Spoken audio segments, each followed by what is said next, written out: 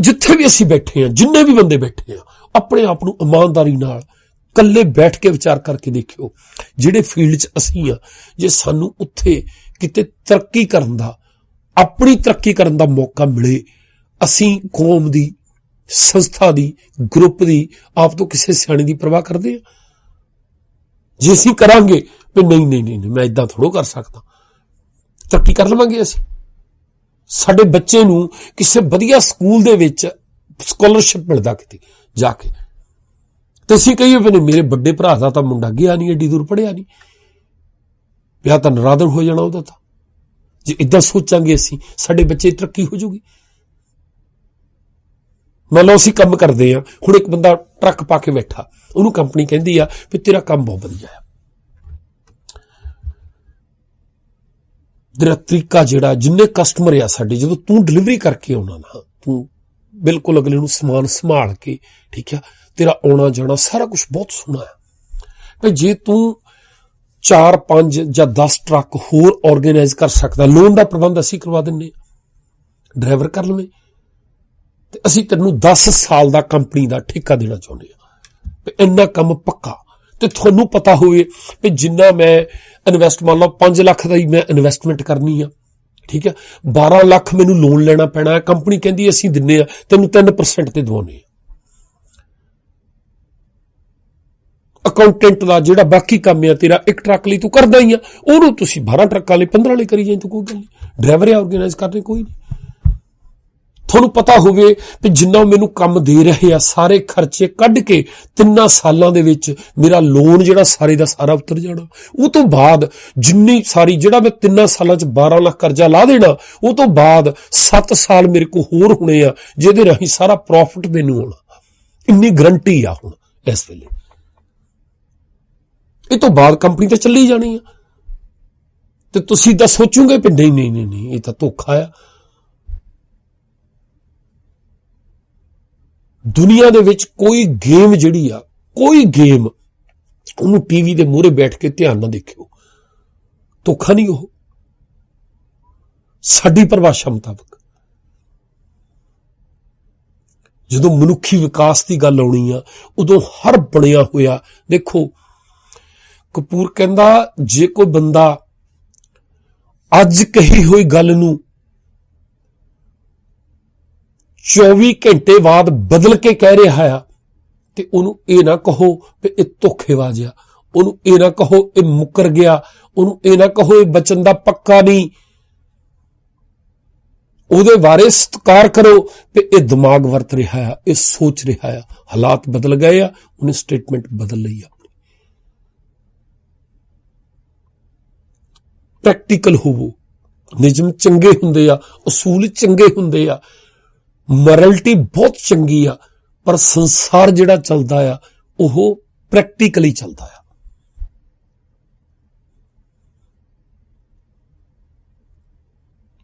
होऊगा कि तुसीं आप ज्यादा सहनशील हो जाना है, तुहाडा पेशेंस वध जाना है, थोड़ी टॉलरेंस बढ़ जानी है। बच्चे पालने जदों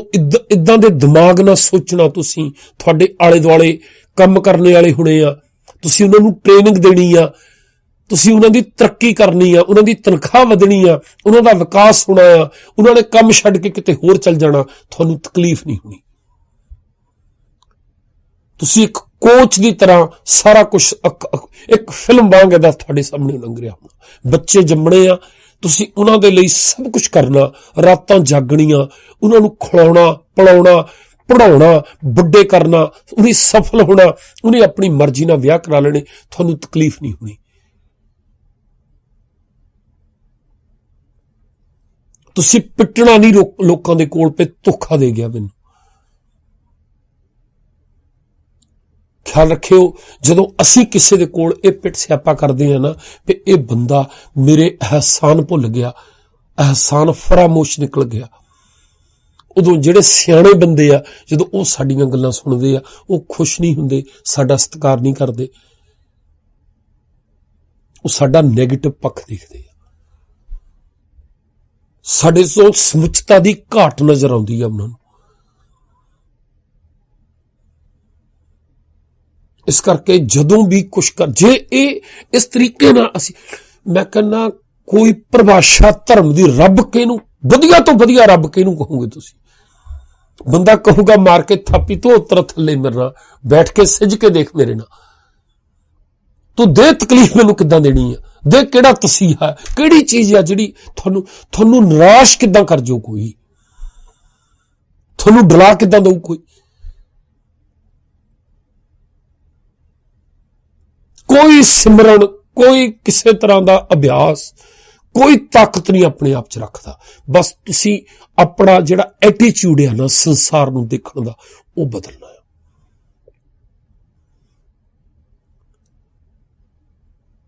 जिद्दण तुसी उन्हां बंदिशां चों निकल गए तुहानूं वो तड़फण नहीं उन्ना दुखी करूगी भई मैं अगे नहीं वध सकदा ਉਹਦਾ नहीं इन्ना फिक्र होना ਤੁਹਾਨੂੰ पर जो ਤੁਹਾਡੇ ਰਾਹੀਂ ਹੋਇਆ ਹੋਣਾ ਉਹਨਾਂ ਦੀ ਅਹਿਸਾਨ ਫਰਮ ਜਦੋਂ ਕੋਈ ਅਕ੍ਰਿਤ ਘਣ ਬਣਦਾ ਜਦੋਂ ਕੋਈ ਤੁਹਾਡੇ ਵੱਲੋਂ ਕੀਤੇ ਹੋਏ ਅਹਿਸਾਨ ਦਾ ਬਦਲਾ ਨਹੀਂ ਚੁਕਾਉਂਦਾ ਜਦੋਂ ਉਹਦੇ ਬਦਲੇ 'ਚ ਫਰਾਮੋਸ਼ੀ ਕਰਦਾ ਜਦੋਂ ਤੁਹਾਡੇ ਵੱਲੋਂ ਕੀਤੇ ਹੋਏ ਭਰੋਸੇ ਨੂੰ ਤੋੜਦਾ ਕੋਈ ਜਦੋਂ ਤੁਹਾਡੇ ਵੱਲੋਂ ਕੀਤੇ ਹੋਏ ਵਿਸ਼ਵਾਸ ਦਾ ਘਾਤ ਕਰਦਾ ਕੋਈ ਉਹਦਾ ਕਤਲ ਕਰਦਾ ਕੋਈ ਉਦੋਂ ਤਕਲੀਫ ਹੁੰਦੀ ਆ ਤੁਹਾਨੂੰ ਉਸ ਤਕਲੀਫ ਤੋਂ ਬਚਣ ਲਈ ਜ਼ਰੂਰੀ ਆ ਸੰਸਾਰ ਨੂੰ ਇਸ ਨਜ਼ਰੀਏ ਨਾਲ ਦੇਖੀਏ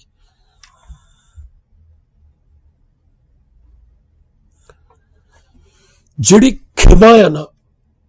ਜਿਹੜੀ ਮਰਸੀ ਆ ਤੁਹਾਡੇ ਅੰਦਰ ਉਹ ਪੀਕ ਤੇ ਹੋਣੀ ਆ ਦੂਜਿਆਂ ਦੀਆਂ ਗਲਤੀਆਂ ਨੂੰ ਤੁਸੀਂ ਏਦਾਂ ਚੁਟਕੀਆਂ ਨਾਲ ਮਾਫ ਕਰਨਾ ਨਾ ਵੱਡੀਆਂ ਵੱਡੀਆਂ ਘਟਨਾਵਾਂ ਤੇ ਵੱਡੇ ਵੱਡੇ ਵਿਸ਼ਵਾਸਘਾਤਾਂ ਤੇ ਤੁਸੀਂ ਮੁਸਕਰਾ ਕੇ ਲੰਘ ਜਾਣਾ ਏਦਾਂ ਕਿਤੇ ਨਹੀਂ ਇਹ ਤਕਲੀਫ ਸਾਰੀ ਇੱਥੇ ਆ ਜਿੱਦਣ ਇਹ ਜਿਹੜੀਆਂ ਉਹ ਨਾੜਾਂ ਏਦਾਂ ਬੈਂਡ ਹੋਈਆਂ ਪਈਆਂ ਨਾ ਏਦਾਂ ਇੱਕ ਜੰਜਾਲ ਬਣਿਆ ਜਦੋਂ ਉਹ ਖੋਲ ਦਿੱਤੀਆਂ ਸਾਰੀਆਂ ਏਦਾਂ ਰਿਲੈਕਸ ਹੋ ਗਏ ਜਦੋਂ ਤੁਸੀਂ ਆਪਣੇ ਫਰਜ਼ ਨਿਭਾ ਰਹੇ ਆ ਸੜਕ ਤੇ ਜਾਂਦੇ ਆ ਅਸੀਂ ਗੱਡੀ ਲੈ ਕੇ ਲੰਘਦੇ ਆ ਹੁਣ ਇੱਕ ਟੈਕਸੀ ਡਰਾਈਵਰ ਆ ਉਹ 4 ਸਵਾਰੀਆਂ ਨੂੰ ਬਿਠਾਲ ਕੇ ਛੱਡ ਕੇ ਆਉਂਦਾ ਆਪਣੇ ਪੈਸੇ ਲੈ ਆਉਂਦਾ ਕਦੇ ਅਹਿਸਾਨ ਕਰਦਾ ਉਹਨਾਂ ਤੇ ਜੇ ਉਹ ਭਲਕੇ ਨੂੰ ਦੂਜੀ ਵਾਰੀ ਉਹਦੀ ਗੱਡੀ 'ਚ ਬਹਿਣ ਦੀ ਬਜਾਏ ਬੱਸੇ ਚੜ ਜਾਂਦੇ ਆ ਉਹਨੂੰ ਤਕਲੀਫ ਹੁੰਦੀ ਕੋਈ ਏਦਾਂ ਬਚ ਸਕਦੇ ਅਸੀਂ ਉਸ ਤਕਲੀਫ ਤੋਂ ਸਾਰੀ ਸਟ੍ਰੈਸ ਜਿਹਦੀ ਗੱਲ ਕਰਦੇ ਆ ਜਿਹੜੇ ਡਿਪਰੈਸ਼ਨ ਦੀ ਗੱਲ ਕਰਦੇ ਆ ਸਾਰਾ ਸਾਡਾ ਆਪਣਾ ਕ੍ਰੀਏਟ ਕੀਤਾ ਹੋਇਆ ਹੈ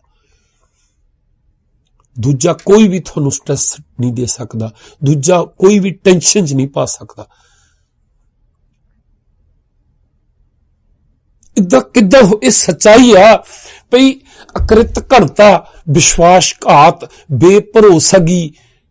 ਤੁਹਾਡੇ ਨਾਲ ਕੀਤੀ ਹੋਈ ਬੇਵਫਾਈ ਸਹਿਣਸ਼ੀਲਤਾ ਨੂੰ ਖਾ ਜਾਂਦੀ ਆ ਪਰ ਉਹਨੂੰ ਕੰਟਰੋਲ ਕੀਤਾ ਜਾ ਸਕਦਾ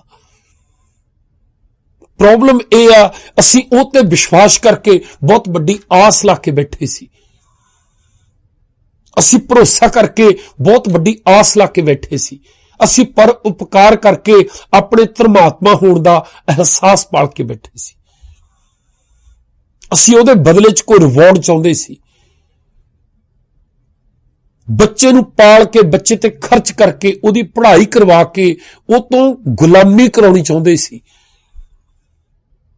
ਸਾਨੂੰ ਲੱਗਦਾ ਸੀ ਕਿਉਂਕਿ ਮੈਂ ਇੰਨਾ ਕੁਝ ਕੀਤਾ ਹੈ ਇਹਦੇ ਲਈ ਹੁਣ ਸਾਰੀ ਉਮਰ ਮੇਰਾ ਅਹਿਸਾਨਮੰਦ ਰਹੂਗਾ ਸਿਰ ਝੁਕਾ ਕੇ ਰਹੂਗਾ ਮੇਰੇ ਮੂਹਰੇ ਹਰ ਕੰਮ ਕਰਨ ਲੱਗਾ ਉਹਦੀ ਮਨਜ਼ੂਰੀ ਮੇਰੇ ਕੋਲੋਂ ਲਊਗਾ ਆਪਣੀ ਜ਼ਿੰਦਗੀ ਮੇਰੀ ਮਰਜ਼ੀ ਨਾਲ ਜੀਊਗਾ ਕਿਉਂਕਿ ਮੈਂ ਬਣਾਇਆ ਇਹਨੂੰ ਮੈਂ ਅਹਿਸਾਨ ਕੀਤਾ ਇਹਦੇ ਉੱਤੇ ਇਹ ਅਹਿਸਾਸ ਪਾਲ ਕੇ ਬੈਠੇ ਸੀ ਜਦੋਂ ਅਕ੍ਰਿਤ ਘਣਤਾ ਜਿਹੜੀ ਆ ਬੇਵਫਾਈ ਜਿਹੀ ਆ ਉਹ ਸਹਿਣਸ਼ੀਲਤਾ ਨੂੰ ਨਹੀਂ ਖਾਂਦੀ ਸੱਚ ਇਹ ਆ ਜਦੋਂ ਸਾਡੀ ਆਸ ਟੁੱਟਦੀ ਆ ਉਸ ਵੇਲੇ ਨਿਰਾਸ਼ਾ ਹੁੰਦੀ ਆ ਉਦੋਂ ਸਾਡੀ ਸਹਿਣਸ਼ੀਲਤਾ ਡਾਮਾਡੋਲ ਹੁੰਦੀ ਆ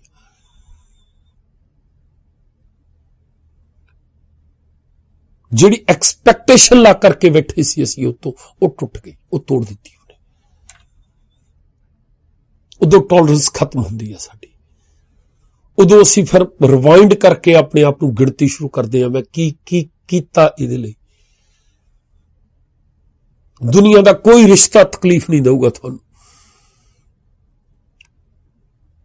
ਕਦੇ ਤੁਹਾਨੂੰ ਬਾਰਸ ਵਾਲਾ ਗਾਣਾ ਨਹੀਂ ਗਾਉਣਾ ਪੈਣਾ ਵੀ ਕਿਤੇ ਕੱਲੀ ਬਹਿ ਕੇ ਸੋਚੀ ਨਹੀਂ ਅਸੀਂ ਕੀ ਨਹੀਂ ਕੀਤਾ ਤੇਰੇ ਲਈ।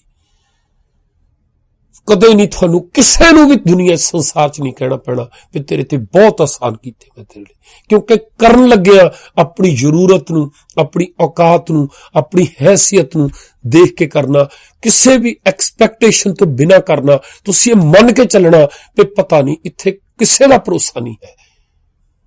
ਫਿਰ ਤਕਲੀਫ ਨਹੀਂ ਹੋਣੀ ਤੁਹਾਨੂੰ। ਤੁਹਾਡੀ ਆਪਣੀ ਸਹਿਣਸ਼ੀਲਤਾ ਹਮੇਸ਼ਾ ਲਈ ਬਰਕਰਾਰ ਰਹਿਣੀ ਹੈ। ਜਦੋਂ ਅਸੀਂ ਬੱਚਿਆਂ ਦੀ ਗੱਲ ਕਰਦੇ ਹਾਂ, ਪ੍ਰੋਬਲਮ ਕੀ ਆ? ਸਾਡੀ ਐਕਸਪੈਕਟੇਸ਼ਨ ਆ। ਮੈਂ ਤੁਹਾਨੂੰ ਵੀ ਗੱਲ ਕਰਦਾ ਸੀ, ਜਿਹੜੀਆਂ ਮਾਵਾਂ, ਜਿਹੜੀਆਂ ਲੜਕੀਆਂ, ਜਿਹੜੇ ਮਾਪੇ ਸਹੁਰੇ ਘਰ ਜਾ ਕੇ ਲੜਕੀ ਨੂੰ ਬਸਣ ਲਈ, ਲੜਕੀ ਨੂੰ ਆਪਣੀ ਭਾਂਕ ਜਮਾਉਣ ਦੇ ਲਈ ਇਸ ਗੱਲੋਂ ਇਨਕਰੇਜ ਕਰ ਰਹੇ ਆ ਕਿ ਛੇਤੀ ਛੇਤੀ ਪ੍ਰੈਗਨੈਂਟ ਹੋ, ਛੇਤੀ ਛੇਤੀ ਬੱਚਾ ਪੈਦਾ ਕਰ। ਇੱਕ ਵਾਰੀ ਬੱਚਾ ਹੋ ਗਿਆ ਮੁੜ ਕੇ ਪਤੀ ਕੋਈ ਖਰਾਬੀ ਨਹੀਂ ਕਰ ਸਕੂਗਾ। ਖਾਸ ਕਰਕੇ ਸਾਂਝੇ ਪਰਿਵਾਰਾਂ ਦੇ ਵਿੱਚ ਜਦੋਂ ਇਹ ਉਹਨੂੰ ਫੀਡ ਕੀਤਾ ਜਾਂਦਾ ਤੇ ਇੱਕ ਵਾਰੀ ਮੁੰਡਾ ਹੋ ਗਿਆ ਤੇਰੇ, ਮੁੜ ਕੇ ਨਹੀਂ ਤੈਨੂੰ ਉੱਥੋਂ ਰਾਜ ਕਰਨ ਤੋਂ ਕੋਈ ਰੋਕ ਸਕਦਾ। ਉਹ ਧੱਕਾ ਕਰ ਰਹੇ ਉਹਨਾਂ ਬੱਚੀਆਂ, ਆਪਣੀਆਂ ਬੱਚੀਆਂ ਦੇ ਨਾਲ। ਉਹਨਾਂ ਦਾ ਗਲਾ ਘੁੱਟਣ ਤੱਕ ਜਾ ਰਿਹਾ ਹੈ। ਉਹਨਾਂ ਨੂੰ ਪਤਾ ਨਹੀਂ ਇਹਦੇ ਨਾਲ ਕਿੰਨੀਆਂ ਪ੍ਰੋਬਲਮਾਂ ਖੜੀਆਂ ਕਰ ਰਹੇ ਹੋ। ਅੱਜ ਇਹ ਪ੍ਰੋਬਲਮ ਨਹੀਂ ਹੈ ਸਾਨੂੰ ਕਿ ਮੇਰਾ ਬੱਚਾ ਮੇਰੀਆਂ ਆਸਾਂ ਤੇ ਪੂਰਾ ਨਹੀਂ ਉਤਰ ਰਿਹਾ। ਸੱਚਾਈ ਹੈ ਜ਼ਿੰਦਗੀ ਦੀ, ਹਰੇਕ 6 ਮਹੀਨੇ ਦੇ ਉੱਤੇ ਜੇ ਤੁਸੀਂ ਜ਼ਿਆਦਾ ਦਿਆਲੂ ਹੋਣਾ ਤੇ 4 ਸਾਲ ਦੇ ਉੱਤੇ, ਹਰੇਕ 4 ਸਾਲ ਦੇ ਉੱਤੇ ਆਪਣੀ ਜ਼ਿੰਦਗੀ ਦੇ ਸਮੇਂ ਨੂੰ ਵੰਡ ਲਓ ਤੇ ਇਮੇਜਿਨ, ਕਲਪਨਾ ਕਰਕੇ ਦੇਖੋ 4 ਸਾਲ ਬਾਅਦ, ਹਰੇਕ 4 ਸਾਲ ਬਾਅਦ, ਹਰੇਕ 4 ਸਾਲ ਬਾਅਦ ਜਿੱਥੇ ਅਸੀਂ ਆ, ਜੇ ਸਾਡਾ ਬੱਚਾ ਮੰਨ ਲਓ 20 ਸਾਲ ਦਾ ਹੋ ਕੇ ਪ੍ਰੋਬਲਮ ਕਰਦਾ, ਸਾਨੂੰ ਲੱਗਦਾ ਕਿ 7 ਸਾਲ ਦਾ ਮੇਰਾ ਬੱਚਾ ਸਕੂਲ ਦੇ ਵਿੱਚ ਪੜ੍ਹਾਈ ਨਹੀਂ ਸਹੀ ਕਰ ਰਿਹਾ, ਇਹਦੀ ਜ਼ਿੰਦਗੀ ਦਾ ਕੀ ਬਣੂਗਾ। ਉਹਨੂੰ 4 ਸਾਲ ਪਿੱਛੇ ਲੈ ਜਾਓ, ਉਹ ਤੋਂ 4 ਸਾਲ ਪਿੱਛੇ ਲੈ ਜਾਓ, ਜਾਂ 4 ਸਾਲ ਜੋੜ ਕੇ ਦੇਖ ਲਓ। ਜੇ ਤੁਹਾਡਾ 5-6 ਸਾਲ ਦਾ ਪੜ੍ਹ ਨਹੀਂ ਰਿਹਾ ਤਾਂ ਜਿਨ੍ਹਾਂ ਦਾ 12-13 ਸਾਲ ਦਾ ਟੀਨੇਜਰ ਹੋ ਕੇ ਸੰਗਤ ਵਿੱਚ ਪੈ ਗਿਆ, ਉੱਥੇ ਜਾ ਕੇ ਤਸੱਲੀ ਹੋਊਗੀ ਤੁਹਾਨੂੰ, ਉਦੋਂ ਪੇਸ਼ੈਂਸ ਰੱਖ ਲਓਗੇ ਤੁਸੀਂ। ਜੇ ਉੱਥੋਂ ਜਿਹੜੇ 12-13 ਦੇ ਨੂੰ, 14 ਸਾਲ ਦੇ ਨੂੰ ਇਹ ਸੋਚ ਕੇ ਦੁਖੀ ਆ ਕਿ ਬਾਕੀਆਂ ਦੇ ਸਾਰੇ ਠੀਕ ਆ, ਮੇਰਾ ਨਸ਼ਾ ਕਰਨ ਲੱਗ ਪਿਆ, ਉਹਨਾਂ ਨੂੰ ਪੁੱਛੋ ਵੀ ਜੇ ਹੁਣ ਨਸ਼ਾ ਨਾ ਕਰਦਾ, ਗੁਆਂਢੀ ਦਾ ਦੇਖ, ਉਹ 18 ਦਾ ਹੋ ਕੇ ਮਰਜ਼ੀ ਦੇ ਨਾਲ ਕੁੜੀ ਦੇ ਨਾਲ ਕਿਸੇ ਨਾਲ ਚਲਾ ਗਿਆ, ਜੇ ਤੇਰਾ ਉਹ ਕਰ ਜਾਂਦਾ ਫੇਰ ਠੀਕ ਸੀ। ਜਿਹਦਾ 17-18 ਸਾਲ ਦਾ ਕਿਸੇ ਦੀ ਲੜਕੀ ਨਾਲ ਜਾ ਕੇ, ਜਾਂ ਲੜਕੀ ਕਿਸੇ ਮੁੰਡੇ ਨਾਲ ਰਹਿਣ ਲੱਗ ਪਈ, ਜੇ ਉਸ ਗੱਲੋਂ ਤਕਲੀਫ ਹੁੰਦੀ ਆ, ਉਹਨੂੰ ਪੁੱਛੋ ਤੇ ਨਾਲ ਗੁਆਂਢੀ ਦਾ ਦੇਖ ਜਿਹੜਾ 22 ਸਾਲ ਦਾ ਹੋ ਕੇ ਵਿਆਹ ਕਰਾ ਕੇ ਘਰ ਵਾਲੀ ਨੂੰ, ਕੱਲਾ ਹੀ ਮੁੰਡਾ ਸੀ, ਘਰ ਵਾਲੀ ਨੂੰ ਲੈ ਕੇ ਅਲੱਗ ਹੋ ਗਿਆ, ਘਰਦਿਆਂ ਦੇ 6 ਘਰ ਸੀ, ਛੱਡ ਕੇ ਉਹ ਸ਼ਹਿਰ ਜਾ ਕੇ ਫਲੈਟ ਵਿੱਚ ਰਹਿੰਦਾ, ਕਹਿੰਦਾ ਮੈਨੂੰ ਨਹੀਂ ਪ੍ਰਾਪਰਟੀ ਚਾਹੀਦੀ, ਮੈਂ ਨਹੀਂ ਤੁਹਾਡੇ ਨਾਲ ਰਹਿਣਾ। ਜੇ ਉਹ ਕਰ ਗਿਆ ਫੇਰ ਠੀਕ ਆ। ਹਰੇਕ ਸਥਿਤੀ ਦੀ ਆਪਣੀ ਸਮੱਸਿਆ ਆ, ਉਹਦੀ ਜੜ ਜਿਹੜੀ ਆ ਸਾਡੀ ਐਕਸਪੈਕਟੇਸ਼ਨ ਆ। ਕਿਸੇ ਦੀ ਅਹਿਸਾਨ ਫਰਮੋਸ਼ੀ ਦੀ ਗੱਲ ਹੋਵੇ। ਪ੍ਰੋਬਲਮ ਕੀ ਆ? ਅਸੀਂ ਇੱਕ ਉਮੀਦ ਦੀ ਦੁਨੀਆ ਉਸਾਰ ਲੈਨੇ ਆਪਣੇ ਆਲੇ ਦੁਆਲੇ, ਬਹੁਤ ਉੱਚੇ ਉੱਚੇ ਮਹਿਲ ਖੜੇ ਕਰ ਲੈਨੇ ਕਲਪਨਾ ਦੇ। ਜਦੋਂ ਸਾਡੀ ਜਿਹੜੀ ਆਪਣੀ ਬਣਾਈ ਹੋਈ ਪਲੈਨਿੰਗ ਆ ਉਹਦੇ ਵਿੱਚ ਕੋਈ ਮਾੜੀ ਮੋਟੀ ਤਕਲੀਫ ਹੁੰਦੀ ਆ, ਉਦੋਂ ਅਸੀਂ ਡੋਲ ਜਾਂਦੇ ਆ, ਉਦੋਂ ਚੰਗਿਆੜਾਂ ਨਿਕਲਦੀਆਂ ਸਾਡੀਆਂ, ਉਦੋਂ ਪਿੱਟ ਸਿਆਪਾ ਸ਼ੁਰੂ ਹੋ ਜਾਂਦਾ। ਬਸ ਜਿਹੜੀ ਮੁੱਢਲੀ ਇੰਸਟਿੰਕਟ ਆ ਬੰਦੇ ਦੀ, ਜਦੋਂ ਕੁਝ ਵਾਪਰਦਾ ਆ ਇੱਕਦਮ, ਜਦੋਂ ਨਾ ਸਾਡੇ ਹੱਥ ਚੋਂ ਕੁਝ ਛੁੱਟੇ, ਖੜਿਆਂ ਤੋਂ ਹੱਥ ਚੋਂ ਕੁਝ ਡਿੱਗੇ, ਜਿਹੜਾ ਪਹਿਲਾ ਰਿਐਕਸ਼ਨ ਆ ਸਾਡਾ, ਉਹ ਇੱਕਦਮ ਉਹਨੂੰ ਫੰਡਦਾ ਹੁੰਦਾ, ਇੱਕਦਮ ਡਿੱਗਦੇ ਅਸੀਂ ਸਾਹਮਣੇ।